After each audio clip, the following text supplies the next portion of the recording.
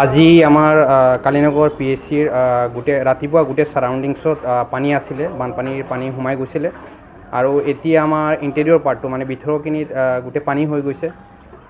আমি আমাৰ গোটেই যিমান ইকুইপমেণ্টছ আছে, মেডিচিনছ আছে, আইটেমছ যোনখিনি আছে, ফ্লাডে যোনখিনি এফেক্ট কৰিব সেইখিনি আমি আমাৰ নিউ বিল্ডিঙত শ্বিফ্ট কৰিছোঁ আৰু এতিয়া আমি আমাৰ ইমাৰ্জেঞ্চি ছাৰ্ভিচেছকেইটা এতিয়ালৈকে আমি ইয়াতে প্ৰভাইড কৰি আছিলোঁ, কিন্তু এতিয়া পানী হৈ গৈছে গোটেই হস্পিটেলখনত। সেইকাৰণে আমাৰ নিউ বিল্ডিং এটা আছে ইয়াতে ওচৰত, যোনটো এতিয়ালৈকে ষ্টাৰ্ট কৰা নাই, তো সেইটোত আমি শ্বিফ্ট কৰিছোঁ। ইমাৰ্জেঞ্চি ছাৰ্ভিচেছকেইটা আমি তাতে প্ৰভাইড কৰি যাম বানপানীৰ টাইমত। আপোনালোকৰ মেডিচিন আৰু কিবা এই বস্তুবিলাক বেয়া হৈছে নেকি? এতিয়ালৈকেতো বেয়া হোৱা নাই। আমি আগৰ পৰাই আমি ভাবিছিলোঁ যে বানপানী আহিব পাৰে, আমাৰ ইয়াতে আমাৰ হস্পিটেলখন ফ্লাড এফেক্টেড হয়। আমি আগৰ পৰাই প্ৰিপেয়াৰ্ড আছিলোঁ। আমি যিমানখিনি মেডিচিনছ আছে, ইকুইপমেণ্টছ আছে, আমি এটা ছেফ জ'নত আমি ৰাখিছোঁ আগৰ পৰাই।